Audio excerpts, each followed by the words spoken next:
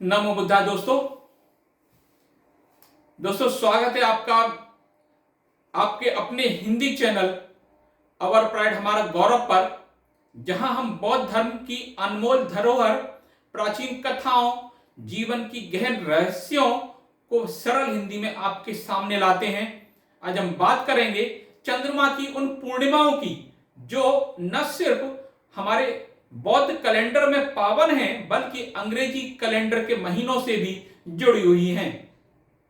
ये पूर्णिमाएं भगवान बुद्ध के जीवन की अमर घटनाओं, संगतियों और धम्म की गहराइयों को समेटे हुए हैं। कभी कभी अधिमास या चंद्र दर्शन के कारण ये महीनों में आगे पीछे खिसक जाती हैं, लेकिन उनका महत्व कम नहीं होता है। तो आइए इस यात्रा पर चलें। जनवरी से दिसंबर तक हर पूर्णिमा की पौराणिक और ऐतिहासिक कहानी सुने। अगर आप बौद्ध इतिहास के शौकीन हैं तो वीडियो आपके लिए खास होने वाला है। चलिए शुरू करते हैं।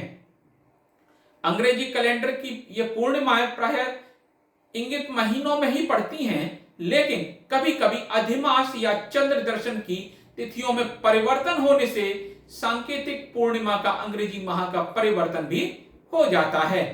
सबसे पहले बात करते हैं जनवरी की। जनवरी में पौष पूर्णिमा। श्रीलंका के दो शास्त्रीय ग्रंथ दीपवंश और महावंश, इन ग्रंथों के अनुसार पौष पूर्णिमा को भगवान बुद्ध श्रीलंका द्वीप पधारे थे। यद्यपि भारतीय त्रिपिटक इस बारे में मौन है। दरअसल नालंदा के महाविहार की आग में बहुत कुछ जल गया। नालंदा की महाविहार की आग में बहुत कुछ जल गया। बिहार जला सो जला। पूरी की पूरी संस्कृति, विरासत, ग्रंथ और धरोहर और साक्ष्य जल गए। भगवान बुद्ध एक सूक्त में अपने धम्म की तुलना सागर से करते हैं। जैसे सागर में 8 गुण होते हैं, वैसे धम्म में भी 8 गुण होते हैं। इसी सूक्त में भगवान की देशना है। जैसे सागर में मिलकर नदियां अपना नाम खो देती हैं, वैसे धम्म में आकर व्यक्ति अपनी जाति, वंश, गोत्र खो देता है। इस एक बात ने भारत के संविधान शिल्पी डॉक्टर बाबा साहब भीमराव अंबेडकर को इतना अधिक प्रभावित किया है कि दुनिया का एकमात्र यही धम्म है जिसमें जातियां नहीं हैं। बोधिसत्व बाबा साहेब ने भारत को जाति ही विहीन बनाने के लिए बुद्ध धम्म अंगीकार किया था। तात्पर्य कहने का यह है कि भगवान ने सागर का वर्णन किया। जिस भूभाग में भगवान की चारिका का उल्लेख त्रिपिटक में मिलता है, वहां सागर नहीं, श्रीलंका सागरी द्वीप है। बहुत संभव है दीपवंश, महावंश सत्य लिखे रहे हों, लेकिन इस संदर्भ में भारतीय स्रोत नहीं है। हो सकता है कि वे स्रोत नालंदा की आग में जल गए हों। उर्वेला, काश्यप और नदी काश्यप की उनके 500 शिष्यों सहित दीक्षा पौष पूर्णिमा को ही हुई थी। अपनी प्रजा सहित राजा बिंबिसार ने राजगृह में भगवान की दीक्षा पौष पूर्णिमा को ही पाई थी। पौष पूर्णिमा को ही राजा बिंबिसार ने भगवान को पहला विहार दान किया था, जिसका नाम था वेणुवन। बात करते हैं फरवरी की, यानी माघ पूर्णिमा। माघ पूर्णिमा के दिन भगवान ने पंचवर्गीय भिक्षुओं के सम्मुख अनिच लखन सुत्त का उपदेश किया था। पंचवर्गीय भिक्षु अर्थात कौंडिन्य, वप, भद्दीय, असज्जी और महानाम। ऐसा कहा जाता है कि धम्म चक्र प्रवर्तन सुत्त के उपदेश से सिर्फ कौंडिन्य अर्हत हो पाए थे, लेकिन शेष 4 भिक्षुओं को अर्हत अवस्था अनिच लखन सुत्त सुनकर उपलब्ध हुई थी। उस दिन भी माघ पूर्णिमा थी, जिस दिन सारिपुत्र और मोग्दल्यायन की दीक्षा हुई और भगवान ने उन्हें अपना धम्म सेनापति घोषित किया। माघ पूर्णिमा के दिन ही वैशाली के चापाल चैत्य में भगवान के द्वारा स्तब्धकारी घोषणा की गई कि वे 3 माह बाद तथागत महापरिनिर्वाण को उपलब्ध होंगे। भगवान की घोषणा सुनकर महाप्रजापति गौतमी सहित 500 अर्हत भिक्षुणियों ने निर्णय किया कि भगवान के महापरिनिर्वाण से पहले वे परिनिर्वाण को उपलब्ध होंगी। माघ पूर्णिमा से पहले अगले 7 दिनों तक महाप्रजापति ने भिक्षुणी संघ को अभूतपूर्व उपदेश दिया और 7वें दिन परिनिर्वाण को उपलब्ध हुई। माघ पूर्णिमा के दिन संत रैदास की जयंती भी होती है। मार्च फागुन पूर्णिमा का भगवान बुद्ध और बौद्धों में बड़ा गहरा संबंध है। बुद्धत्व के लाभ के बाद फागुन पूर्णिमा के दिन भगवान पहली बार कपिल वस्तु पधारे थे। फागुन पूर्णिमा के दिन राहुल की दीक्षा हुई थी। फागुन पूर्णिमा के दिन मान्य आनंद महाप्रजापति गौतमी की दीक्षा हुई। इसी पूर्णिमा के दिन पहली बार चीनी भाषा में धम्मपद का अनुवाद हुआ था। सन 823 में ये सारी घटना एक ही दिन की तिथि नहीं है, लेकिन जिस दिन की है उस दिन फागुन पूर्णिमा ही थी। अप्रैल चैत्र पूर्णिमा को माता सुजाता ने भगवान बुद्ध को खीर खिलाई थी और इसी दिन सिद्धार्थ के द्वारा महान संकल्प लिया गया था कि अब वह बुद्धत्व प्राप्ति के बाद ही आसन से उठेंगे। चैत्र पूर्णिमा को केशपुत्तीय नगर में भगवान ने कलामों को उपदेश दिया। कालाम सूक्त में संग्रहित है। यह एकमात्र ऐसा सूक्त है जिसे पढ़कर पूरा पश्चिमी जगत बुद्ध पर फिदा हो गया है। इस समय पश्चिमी संसार में बुद्ध के धम्म को फास्टेस्ट ग्रोइंग रिलीजन, सबसे तेजी से बढ़ता हुआ धर्म कहा जा रहा है। यह सूक्त भगवान बुद्ध के द्वारा विज्ञानवाद की घोषणा है। चैत्र पूर्णिमा के ही दिन भगवान बुद्ध ने नाग राजा को महाकारुणिक उपदेश दिया था। मई यानी वैशाख पूर्णिमा बौद्धों के लिए सर्वाधिक महत्वपूर्ण पूर्णिमा है। विश्व को उपलब्ध इस इतिहास की है दुर्लभतम घटना है कि जब किसी व्यक्ति का जन्म, ज्ञान प्राप्ति और निर्वाण एक ही तिथि को हुआ हो। भगवान का जिस दिन जन्म हुआ उस दिन वैशाख की पूर्णिमा थी। जिस दिन वह बुद्धत्व को उपलब्ध हुए उस दिन भी वैशाख पूर्णिमा थी और जिस दिन वह महापरिनिर्वाण को उपलब्ध हुए उस दिन भी वैशाख की ही पूर्णिमा थी। इसलिए बौद्ध इसे त्रिविध पावनी पूर्णिमा कहते हैं। पूरे दक्षिण पूर्व एशिया में इस तिथि को महान उत्सव के रूप में मनाया जाता है। वहां इसे वैशाख डे कहते हैं, वैशाख पर्व या वैशाख पूजा के रूप में मनाते हैं। भारत में इसे बुद्ध पूर्णिमा कहते हैं। अब यह तिथि सिर्फ एशिया महाद्वीप ही नहीं बल्कि संपूर्ण विश्व के लिए महत्वपूर्ण हो गई है। 25 दिसंबर 1999 से संयुक्त राष्ट्र संघ ने इस पूर्णिमा को अपने अंतरराष्ट्रीय पर्वों की सूची में सम्मिलित कर लिया है। संयुक्त राष्ट्र संघ में प्रतिवर्ष बुद्ध पूर्णिमा मनाई जाती है।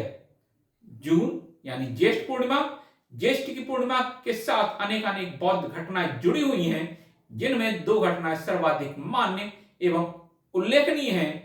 ज्येष्ठ की पूर्णिमा के दिन भारत के यशस्वी सम्राट अशोक के पोषण में अर्हत मोगली पुत्र तिस्य की अध्यक्षता में तीसरी बौद्ध संगति का शुभारंभ हुआ था और ज्येष्ठ पूर्णिमा के दिन सम्राट अशोक के पुत्र महेंद्र ने श्रीलंका की भूमि पर पदार्पण किया था।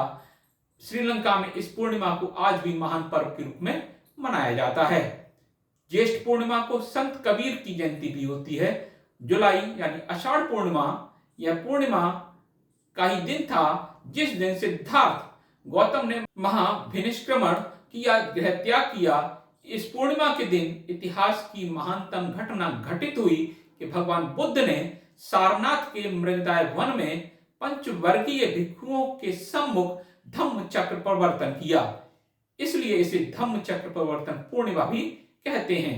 इसी दिन गुरु शिष्य परंपरा का औपचारिक सूत्रपात भी हुआ, इसलिए इसे गुरु पूर्णिमा भी कहते हैं। भारत को विश्व गुरु का दर्जा मिला है इस पूर्णिमा के बाद मिला, क्योंकि बौद्ध काल में सारे विश्व के विद्यार्थी भारत आकर धम्म सीखते थे। वेनसांग, फाहियान, होची, इत्सिंग इत्यादि विख्यात यात्री हैं जिन्होंने भारत में धम्म सीखकर अपने अपने देश को आलोकित किया है। आषाढ़ पूर्णिमा को एक महान प्रथम बौद्ध संगति संपन्न हुई जिसमें 500 अर्हत सम्मिलित हुए थे। वह संगति राजगृह के सप्तपर्णी गुफा में आयोजित हुई थी, जिसके पोषक सम्राट अजात शत्रु थे।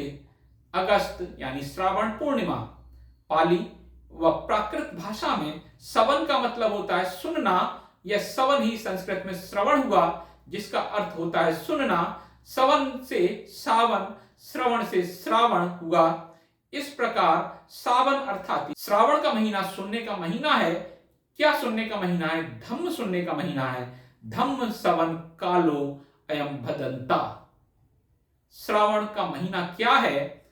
प्राकृत में सावन के दो अर्थ हैं, महासावन और धम्म सावन। महासावन का अर्थ है आषाढ़ और भाद्रपद के बीच का महीना। धम्म सावन का अर्थ है बौद्ध सूक्तों का पाठ, श्रवण यानी सुनने का महीना। बौद्धों का वस्सावास यानी वर्षावास आषाढ़ पूर्णिमा से आरंभ होता है। अगले दिन से पूरे सावन माह बौद्ध सूक्तों का सावन होता है, जिसे धम्म सावन कहा जाता है। सावन माह में धम्म का सावन होता है, इसलिए इस महीने का नाम सावन हुआ। सम्राट अशोक ने धम्म सावन में बदलाव किए, अधिकारी नियुक्त किए और बड़े पैमाने पर धम्म सावन का कार्य जारी रखा। शिलालेख में बौद्ध अशोक के धम्म सावन संबंधी कार्यों को अंकित पाएंगे। क्यों सावन का महीना धम्म सुनने का महीना होता है? क्योंकि वैशाख पूर्णिमा पर भगवान बुद्ध के महापरिनिर्वाण के 3 माह पश्चात सावन की पूर्णिमा को ही पहली संगति आयोजित हुई। सप्तपर्णी गुफा में राजगृह में सम्राट अजातशत्रु के पोषण में। बौद्ध इतिहास की यह महानतम घटनाओं में से एक है, जिसमें भगवान के वचनों को संग्रहित करने के लिए 500 अरहत एकत्रित हुए थे। भगवान के वचनों के वह महान संग्रह को त्रिपिटक कहते हैं। यह संगति 7 माह चली थी। श्रावण पूर्णिमा के दिन अरहत महाकाश्यप की अध्यक्षता में पहली बौद्ध संगति का शुभारंभ हुआ। इस संगति में पहली बार भगवान बुद्ध के वचनों का 84,000 धम्म स्कंधों का संग्रह किया गया, जिसमें विनय का संगायन अरहत उपाली ने किया और सुत्त का संग्रह आनंद ने किया।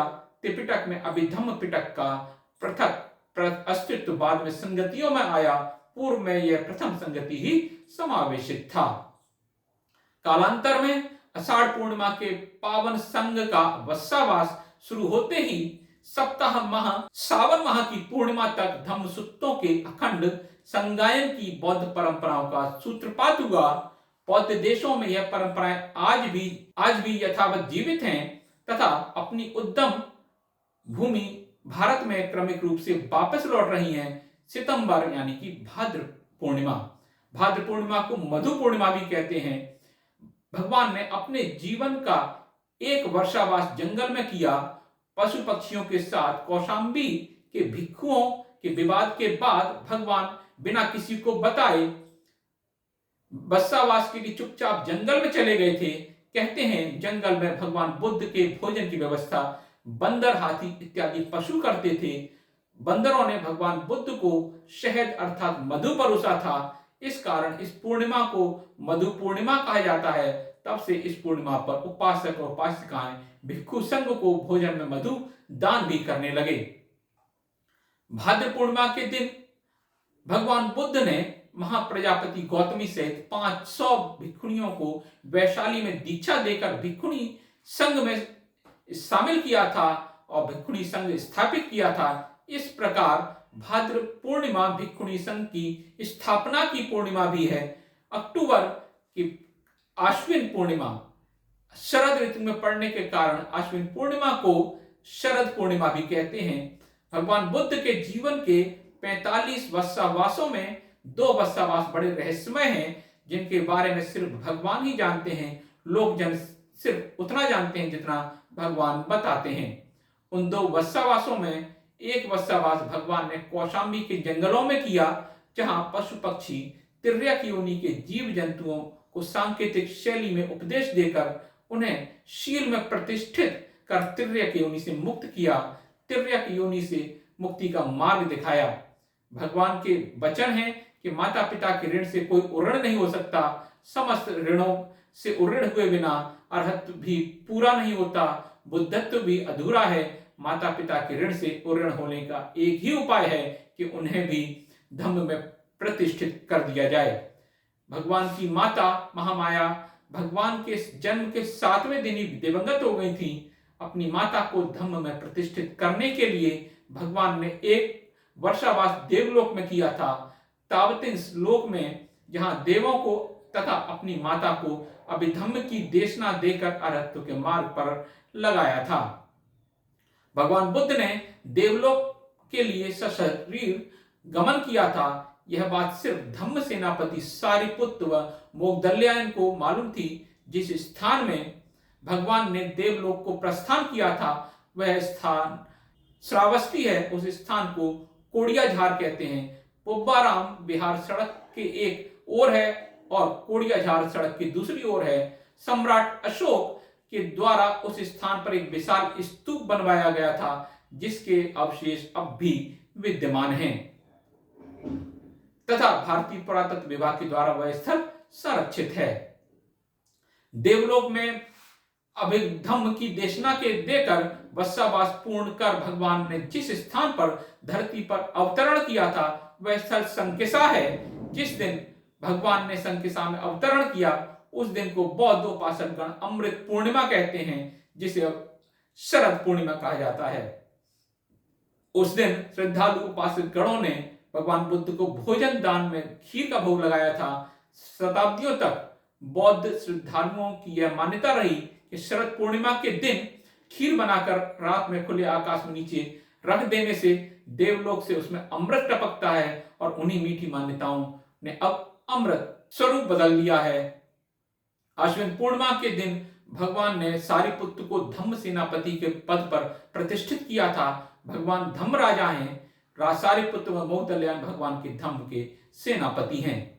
आश्विन अर्थात शरद पूर्णिमा के दिन उपासक श्रीवर्धन ने भगवान से दीक्षा पाई थी। उसी उपासक को आगामी मैत्रेय बुद्ध होना है। वह उपासक अभी भी भारत की धरती पर बार बार जन्म ले रहा है, कभी उपासक के रूप में, कभी भिक्षु के रूप में। आश्विन पूर्णिमा के दिन भगवान ने भिक्षुणी महाप्रजापति गौतमी को अभिधम्म का उपदेश दिया था। उन्हें अरहत्व की उपलब्धि हुई थी। आश्विन पूर्णिमा के दिन श्रीलंका से अरित अमात्य ने भारत के लिए प्रस्थान किया था। सम्राट अशोक की भिक्षुणी बेटी संघमित्रा को आमंत्रित करने के लिए श्रीलंका में भिक्षुणी संघ की स्थापना थेरी संघमित्रा ने किया। उस दिन भी शरद पूर्णिमा थी जब सम्राट अशोक के निर्देश पर बोधगया के बोधि वृक्ष की शाखा सोने के पात्र में रोपित करके ससम्मान श्रीलंका भेजी गई थी। वह वृक्ष श्रीलंका में अनुराधापुर में आज भी है तथा प्राचीनतम वृक्ष के रूप में मान्यता प्राप्त होकर यूनेस्को के द्वारा उसका संरक्षण होता है। गुरुवाद के मुखर आलोचक जिद्दू कृष्णमूर्ति भी उस वृक्ष की परिक्रमा करते थे और दाढ़ा धातु बुद्ध विहार श्रीलंका में शीश नवाते थे।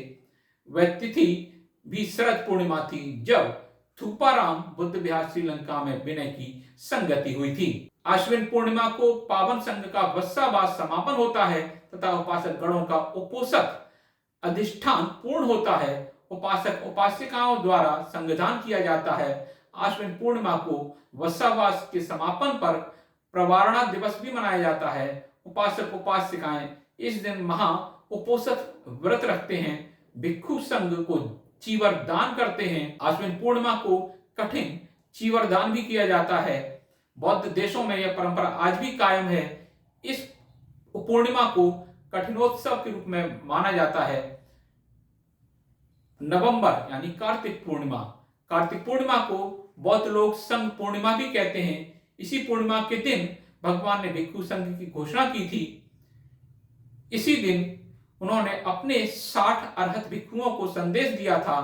चरत भिक्षवे चारिकम बहुजन हिताय बहुजन सुखाय लोकानुकंपाय।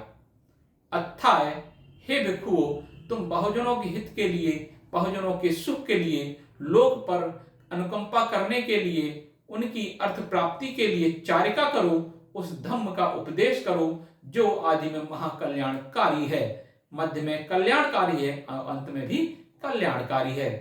भगवान की देशना में एक शब्द विशेष ध्यान देने योग्य है, अथ्याय, अर्थात अर्थ प्राप्ति के लिए दुनिया के लगभग सारे धर्म किसी न किसी रूप में अपने श्रद्धालुओं के अर्थ का शोषण करते हैं, अर्थ का अपव्यय कराते हैं। भगवान की देशना है उन पर अनुकंपा करने के लिए कि अर्थ प्राप्ति का उपदेश करो। धार्मिक कर्मकांडों के नाम पर बुद्ध का धम्म अर्थ के अपव्यय को प्रोत्साहित नहीं करता। यही कारण है कि उत्तर प्रदेश से भी कम क्षेत्रफल वाला छोटा सा बौद्ध देश जापान भारत और अमेरिका जैसे देशों को भी ऋण देने की क्षमता रखता है।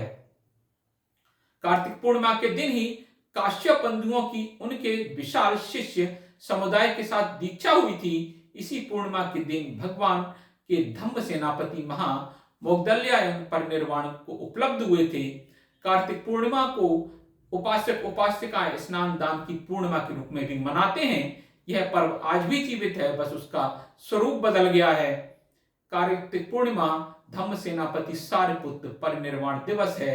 बिहार सरकार ने कार्तिक पूर्णिमा को राजकीय रूप से सारिपुत्र दिवस घोषित कर दिया है।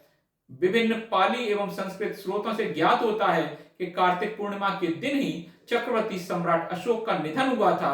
अतः कार्तिक पूर्णिमा देवानंपियदस्सी सम्राट अशोक का परिनिर्वाण दिवस भी है। कार्तिक पूर्णिमा कठिन चीवरदान का अंतिम दिन होता है। वत्सावास का आरंभ आषाढ़ मास की पूर्णिमा से होता है और समापन अश्विन अर्थात शरद पूर्णिमा के दिन होता है। अश्विन पूर्णिमा से लेकर कार्तिक पूर्णिमा तक कठिन चीवरदान के समारोह होते हैं, जिसमें उपासक उपासिकाएं विभिन्न विहारों में जाकर दान करते हैं। कार्तिक पूर्णिमा पर गुरु नानक देव जी का भी जन्मदिन होता है, गुरु पर्व होता है। दिसंबर यानी मार्गशीर्ष पूर्णिमा। जय मंगल अट्ठ गाथा में तीसरी गाथा कहती है, मेत्तंबुसेक विधिना जित्वा मुनिंदो तम जय मंगलानी।